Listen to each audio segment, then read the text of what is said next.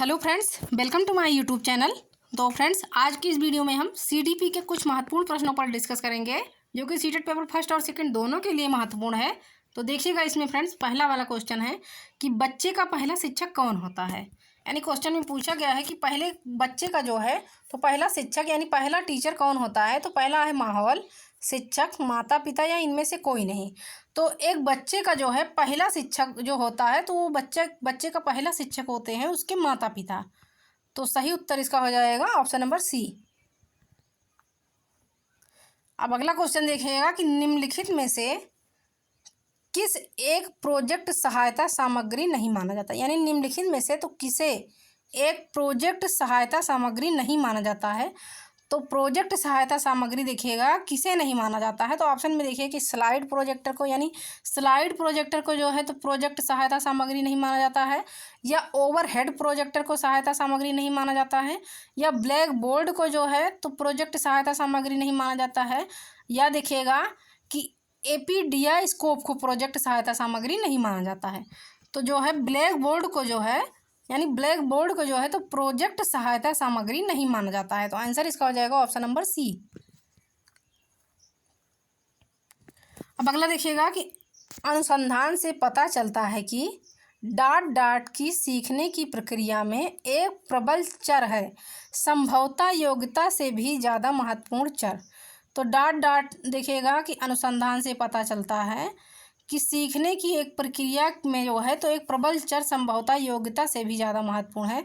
तो कौन सी प्रक्रिया जो है कि योग्यता से भी ज़्यादा महत्वपूर्ण है। तो पहला है कि उपेक्षा, यानी उपेक्षा जो है तो सीखने की प्रबल चर है, संभवतः योग्यता से भी ज़्यादा महत्वपूर्ण है, या अनभिज्ञता, ये सही हो जाएगा, या अभिप्रेरणा या निरुत्साहन। तो देखिएगा कि अभिप्रेरणा की सीखने की प्रक्रिया में एक प्रबल चर है, संभवतः योग्यता से भी ज़्यादा महत्वपूर्ण चर है। तो आंसर इसका हो जाएगा अभिप्रेरणा यानी मोटिवेशन। अब अगला क्वेश्चन है कि स्कूल पुस्तकालय डाट डाट एक शैक्षणिक तंत्र है। तो स्कूल पुस्तकालय देखिएगा किस तरह के शैक्षणिक तंत्र हैं। पहला है अल्पमूल्य शैक्षणिक तंत्र है, या थोड़े मूल्य शैक्षणिक तंत्र है, या ज़्यादा मूल्य नहीं का एक शैक्षणिक तंत्र है, या विचारणीय मूल्य का एक शैक्षणिक तंत्र है स्कूल और पुस्तकालय। तो स्कूल और पुस्तकालय जो है तो विचारणीय मूल्य का एक शैक्षणिक तंत्र है। तो सही उत्तर इसका हो जाएगा ऑप्शन नंबर डी। अब अगला क्वेश्चन है कि समूह में और सहभागिता द्वारा सीखने के अभ्यासों को क्या करना चाहिए। देखिएगा कि समूह में और सहभागिता द्वारा यानी आपस में सीखने के अभ्यासों को क्या किया जाना चाहिए कि निरुत्साहित किया जाना चाहिए, या अनदेखा किया जाना चाहिए, या प्रोत्साहित किया जाना चाहिए, या इनमें से कोई नहीं। तो समूह और सहभागिता द्वारा सीखने के अभ्यासों को प्रोत्साहित किया जाना चाहिए, इससे बच्चे जो हैं तो ज़्यादा सीखेंगे। तो समूह और सहभागिता द्वारा सीखने के अभ्यासों को प्रोत्साहित करना चाहिए यानी बढ़ावा देना चाहिए। तो आंसर इसका जो है ऑप्शन नंबर सी सही उत्तर हो जाएगा। अब अगला क्वेश्चन है कि भारत सरकार ने बच्चों के लिए मुफ्त एवं अनिवार्य शिक्षा अधिकार अधिनियम किस वर्ष में लागू किया। तो भारत सरकार ने देखिएगा कि मुफ्त एवं अनिवार्य शिक्षा अधिकार अधिनियम तो किस वर्ष लागू किया कि पहला है कि 2006 में लागू किया, 2007 में, 2008 में, या 2009 में। तो भारत सरकार ने जो है बच्चों के लिए मुफ्त एवं अनिवार्य शिक्षा अधिकार अधिनियम तो वर्ष 2009 में लागू किया। वर्ष 2009 में जो है तो भारत सरकार ने बच्चों के लिए मुफ्त एवं अनिवार्य शिक्षा अधिकार अधिनियम लागू किया है। तो आंसर इसका जो है तो ऑप्शन नंबर डी जो है इसका राइट आंसर हो जाएगा। अब अगला क्वेश्चन है कि राष्ट्रीय पाठ्यचर्या की रूपरेखा 2005 के अनुसार अधिगम अपने स्वभाव में डाट डाट और डाट डाट है। तो राष्ट्रीय पाठ्यचर्या की रूपरेखा 2005 के अनुसार यानी 2005 के अकॉर्डिंग अधिगम अपने स्वभाव में डाँटदार और डाँट है। तो पहला है निष्क्रिय और सरल है, निष्क्रिय और सामाजिक है, सक्रिय और सामाजिक है, या सक्रिय और सरल है। यानी राष्ट्रीय पाठचर्या की रूपरेखा 2005 के अनुसार अधिगम अपने स्वभाव में तो सक्रिय और सामाजिक है, सक्रिय और सामाजिक है। तो उत्तर जो है इसका सही उत्तर हो जाएगा ऑप्शन नंबर सी जो है, तो सही उत्तर इसका हो जाएगा। अब अगला क्वेश्चन देखिएगा कि शिक्षक एवं विद्यार्थी के मध्य, एक शिक्षक एवं विद्यार्थी के मध्य संबंध होना चाहिए। तो एक शिक्षक एवं विद्यार्थी के मध्य किस तरह का संबंध होना चाहिए, कैसा संबंध होना चाहिए। तो पहला है कि स्नेह का संबंध होना चाहिए, यानी शिक्षक एवं विद्यार्थी के मध्य जो है तो स्नेह का संबंध होना चाहिए, या बी है कि विश्वास का संबंध होना चाहिए, या सम्मान का संबंध होना चाहिए, या इन तीनों का संबंध होना चाहिए, यानी ये सभी। तो एक शिक्षक एवं विद्यार्थी के मध्य जो संबंध होना चाहिए तो स्नेह का भी होना चाहिए, विश्वास का भी होना चाहिए तथा सम्मान का भी होना चाहिए। तो उत्तर जो है इसका हो जाएगा कि ये सभी संबंध एक शिक्षक और विद्यार्थी के मध्य में होना चाहिए। तो आंसर जो है इसका सही उत्तर हो जाएगा ऑप्शन नंबर डी। अब अगला क्वेश्चन है कि मानसिक विकास को प्रभावित करने वाले कारक हैं। तो मानसिक विकास को प्रभावित करने वाले कौन कौन से कारक हैं। तो पहला है वंशानुक्रम, परिवार का वातावरण, परिवार की सामाजिक स्थिति, या ये सभी। तो मानसिक विकास को प्रभावित करने वाले कारक जो हैं तो ये तीनों हो जाएंगे, यानी वंशानुक्रम भी हो जाएगा, परिवार का वातावरण भी हो जाएगा, और परिवार की सामाजिक स्थिति भी हो जाएगी। तो उपरोक्त सभी, इसका सही उत्तर जो है तो ऑप्शन नंबर डी तो सही उत्तर हो जाएगा कि यानी उपरोक्त सभी।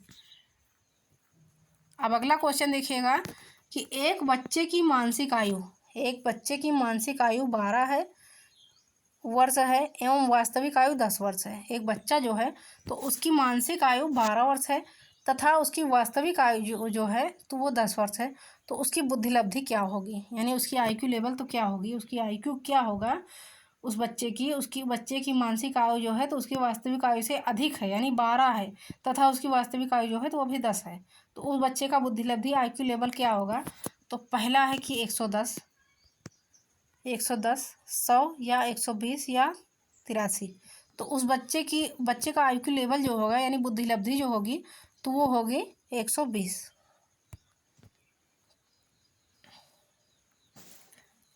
अब अगला क्वेश्चन देखेगा कि परिपक्वता का संबंध है। परिपक्वता का संबंध किससे है। पहला है विकास से, बुद्धि से, सृजनात्मकता से, या रुचि से। तो परिपक्वता का संबंध जो है तो ये है विकास से, विकास से परिपक्वता का संबंध है। तो उत्तर इसका ए वाला ऑप्शन सही हो जाएगा। अब अगला देखिएगा कि बाल्यावस्था होती है। तो बाल्यावस्था देखिएगा कितने वर्ष तक होती है, कब तक होती है। तो पहला है 5 वर्ष तक, उसके बाद 12 वर्ष तक, उसके बाद में 21 वर्ष तक, या कोई भी नहीं। तो बाल्यावस्था जो होती है वो होती है 12 वर्ष तक। तो आंसर इसका ऑप्शन नंबर बी हो जाएगा। अब देखिएगा अगला वाला क्वेश्चन है कि प्राक संक्रियात्मक अवस्था है। प्राक संक्रियात्मक अवस्था कितने वर्ष से कितने वर्ष तक है। तो पहला है कि जन्म से 24 माह तक, यानी जन्म से 24 माह तक जो है प्राक संक्रियात्मक अवस्था है, या 2 से 7 वर्ष तक प्राक संक्रियात्मक अवस्था है, या 7 से 11 वर्ष तक है, या 11 वर्ष तक है। तो प्राक संक्रियात्मक अवस्था जो है तो वो है 2 से 7 वर्ष तक। तो ऑप्शन नंबर बी इसका सही उत्तर हो जाएगा, यानी 2 से 7 वर्ष तक की अवस्था जो है कहा जाता है प्राक संक्रियात्मक अवस्था। अब नेक्स्ट क्वेश्चन देखिएगा कि किसे किशोर मनोविज्ञान के पिता के नाम से जाना जाता है। यानी किशोर मनोविज्ञान के पिता के नाम से किसे जाना जाता है। तो स्टेनली हॉल को जाना जाता है, गैरिसन को जाना जाता है, गैसल को जाना जाता है, या थॉर्नडाइक को जाना जाता है। तो किशोर मनोविज्ञान के पिता के नाम से स्टेनली हॉल को जाना जाता है। तो आंसर इसका जो है ऑप्शन नंबर ए वाला इसका सही उत्तर हो जाएगा। अब नेक्स्ट क्वेश्चन देखिएगा कि किसने यह मत दिया कि भाषा विचार की अंतः वस्तु का निर्धारण करती है। यानी ये मत किसने दिया है कि भाषा जो है वो विचार की अंतः वस्तु का निर्धारण करती है। तो पहला है फ्रायड ने, यानी फ्रायड ने यह मत दिया है कि भाषा विचार की अंतः वस्तु का निर्धारण करती है, या बुंट ने दिया है कि भाषा जो है विचार की अंतः वस्तु का निर्धारण करती है, या पियाजे ने दिया है, या वुहार्फ ने दिया है। तो देखिएगा कि वुहार्फ ने दिया है कि भाषा विचार की अंतः वस्तु का निर्धारण करती है। तो डी वाला उत्तर जो है इसका सही उत्तर हो जाएगा। अब अगला है कि एक पूर्व विद्यालय बालक कहता है कि सूर्य आज उदास है। बालक निम्नलिखित में से किस संप्रत्यय की अभिव्यक्ति कर रहा है? तो देखिएगा कि एक पूर्व विद्यालय बालक कहता है कि सूर्य आज उदास है। बालक निम्नलिखित में से तो किस संप्रत्यय की अभिव्यक्ति कर रहा है? तो पहला है कि सजीव चिंतन की अभिव्यक्ति कर रहा है वो बच्चा, या केंद्रीयता की, या पारंपरिकता की, या वस्तु अस्थायित्व की। तो वो बच्चा जो है सजीव चिंतन की अभिव्यक्ति कर रहा है कि सूर्य आज उदास है। तो सही उत्तर इसका है ऑप्शन नंबर फर्स्ट वाला सही हो जाएगा। अगला क्वेश्चन है कि निम्न में से किसका संबंध मूल दुश्चिंता एवं मूल शत्रुता के संप्रत्ययों से है? यानी मूल दुश्चिंता, देखिएगा, दुश्चिंता एवं मूल शत्रुता के संप्रत्ययों से है, तो किसका संबंध है? तो कॉनरेड लॉरेंज का है, या क्लार्क हल का है, या केरन हार्नी का है, या सीजी युंग का है। तो इसमें पूछा क्या गया है कि किसका संबंध, यानी किसका मूल संबंध तो दुश्चिंता एवं मूल शत्रुता के संप्रत्ययों से है। तो दुश्चिंता एवं मूल शत्रुता का संबंध केरन हार्नी जो है, तो इनका संबंध मूल दुश्चिंता एवं मूल शत्रुता के संप्रत्ययों से है। तो केरन हार्नी जो है इसका सही उत्तर हो जाएगा। अब अगला क्वेश्चन है कि बच्चे का किस प्रकार का विकास विद्यालय और शिक्षक द्वारा प्रभावित होता है? यानी बच्चे का किस प्रकार का विकास जो है तो विद्यालय और शिक्षक द्वारा प्रभावित होता है। तो पहला है मानसिक विकास, उसके बाद सामाजिक विकास, सी है संवेगात्मक विकास, तथा डी है कि ये सभी। तो देखिएगा कि बच्चे का किस प्रकार का विकास जो है तो विद्यालय और शिक्षक को प्रभावित करता है। तो बच्चे का मानसिक विकास भी विद्यालय और शिक्षक को प्रभावित करता है, सामाजिक विकास, संवेगात्मक विकास। तो सही उत्तर इसका हो जाएगा ऑप्शन नंबर डी कि ये सभी। तो ये सभी वाला ऑप्शन जो है यानी ऑप्शन नंबर डी जो है तो इसका सही उत्तर हो जाएगा। अब अगला क्वेश्चन है कि किसने जो है तो मूलभूत विश्वास बनाम अविश्वास को विकास का प्रथम अवस्था के रूप में प्रस्तावित किया? यानी किस मनोवैज्ञानिक ने जो है तो मूलभूत विश्वास बनाम अविश्वास को विकास का प्रथम अवस्था के रूप में प्रस्तावित किया है? तो पहला है फ्रायड ने, पियाजे ने, फ्रॉम ने, या एरिक्सन ने। तो एरिक्सन नामक जो मनोवैज्ञानिक हैं तो इन्होंने मूलभूत विश्वास बनाम विश्वास को विकास का प्रथम अवस्था के रूप में प्रस्तावित किया है। तो राइट आंसर इसका हो जाएगा ऑप्शन नंबर डी यानी एरिक्सन। अब अगला है कि एक बच्चा सदैव दूसरों के प्रति सहानुभूति दिखाता है। एक बच्चा जो है तो दूसरों के प्रति सहानुभूति यानी दया दिखाता है, सहानुभूति दिखाता है। तो यह आदत क्या कहलाएगी? तो यह आदत उसकी क्या कहलाएगी जो वो दूसरों के प्रति सहानुभूति दिखाता है? तो पहला है कि विचार संबंधी आदत है उसकी, या भावना संबंधी आदत है, या नाड़ी मंडल संबंधी आदत है, या नैतिक आदत है। एक बच्चा है वो दूसरों के प्रति बहुत सहानुभूति दिखाता है, यानी जितना हो सकता है उसकी मदद करता है, वो दूसरों की मदद करता है। तो ये किस तरह की आदत जो है कहलाती है? तो ये आदत जो कहलाती है तो उसके अंदर की भावना संबंधी आदत कहलाती है। तो उत्तर जो है इसका सही उत्तर हो जाएगा ऑप्शन नंबर बी यानी भावना संबंधी आदत। अब अगला है कि बालक के निम्न में से कौन सा सामाजिक संपर्क का स्रोत सबसे प्रारंभिक और सबसे अधिक चलने वाला है? तो पहला है शिक्षक, उसके बाद परिवार, उसके बाद में सी है सहकर्मी, या देखिएगा डी वाला है कि मित्र। तो बालक के देखिएगा कि सामाजिक संपर्क का स्रोत सबसे प्रारंभिक और सबसे अधिक चलने वाला तो वो है उसका परिवार। तो आंसर इसका ऑप्शन नंबर बी हो जाएगा। अब अगला क्वेश्चन है कि निम्नलिखित में से कौन सा भाषा के विकास को प्रभावित नहीं करता? तो पहला है परिपक्वता, यानी परिपक्वता भाषा के विकास को प्रभावित नहीं करता, या बी है अभिप्रेरणा जो है भाषा के विकास को प्रभावित नहीं करता, या सी है कि स्वास्थ्य, तथा डी है लंबाई या वजन, ये भाषा के विकास को प्रभावित नहीं करता। तो देखिएगा कि भाषा के विकास को प्रभावित नहीं करता है तो भाषा के विकास को प्रभावित नहीं करने वाला, तो ऑप्शन नंबर डी जो है कि लंबाई या वजन जो है तो ये भाषा के विकास को प्रभावित नहीं करता है। तो आंसर इसका हो जाएगा ऑप्शन नंबर डी, लंबाई या वजन। अब अगला है कि कोहलबर्ग के सिद्धांत के अनुसार कौन सी अवस्था पर एक व्यक्ति का निर्णय दूसरों के अनुमोदन, पारिवारिक आकांक्षाओं, पारंपरिक मूल्यों एवं समाज के नियमों पर आधारित है। यानी कोहलबर्ग के सिद्धांत के अनुसार तो कौन सी अवस्था पर एक व्यक्ति का निर्णय दूसरों के अनुमोदन, पारिवारिक आकांक्षाओं, पारिवारिक मूल्यों और समाज के नियमों पर आधारित है। तो पहला है कि पूर्व पारंपरिक अवस्था, उसके बाद बी है कि पारंपरिक अवस्था में, तथा पश्च पारंपरिक अवस्था में सी वाला है, या डी है कि पूर्व पश्च पारंपरिक अवस्था में। तो पारंपरिक अवस्था में जो है कोहलबर्ग के अनुसार पारंपरिक अवस्था में एक व्यक्ति का निर्णय दूसरों के अनुमोदन, पारिवारिक आकांक्षाओं तथा पारिवारिक मूल्यों एवं समाज के नियमों पर आधारित होता है। तो इसका सही उत्तर जो है तो ऑप्शन नंबर बी जो है इसका राइट आंसर हो जाएगा। अब अगला क्वेश्चन देखिएगा कि बालक के भाषा विकास में मुख्य योगदान देने वाली संस्था है। यानी बालक के भाषा विकास में मुख्य योगदान देने वाली संस्था कौन सी है, कौन सी संस्था है बालक के विकास में मुख्य योगदान देने वाली संस्था। तो पहला है परिवार, यानी परिवार जो है तो बालक के भाषा विकास में मुख्य योगदान देने वाली संस्था है, या विद्यालय, या जनसंचार माध्यम, या पत्र पत्रिकाएं। तो बालक के भाषा विकास में मुख्य योगदान देने वाली संस्था जो है तो उसका परिवार है। तो सही उत्तर इसका हो जाएगा ऑप्शन नंबर ए। अब अगला क्वेश्चन है कि निम्नलिखित में से कौन सी संज्ञानात्मक प्रक्रिया है। अब संज्ञानात्मक प्रक्रिया पूछा गया है तो देखिएगा कौन सी है।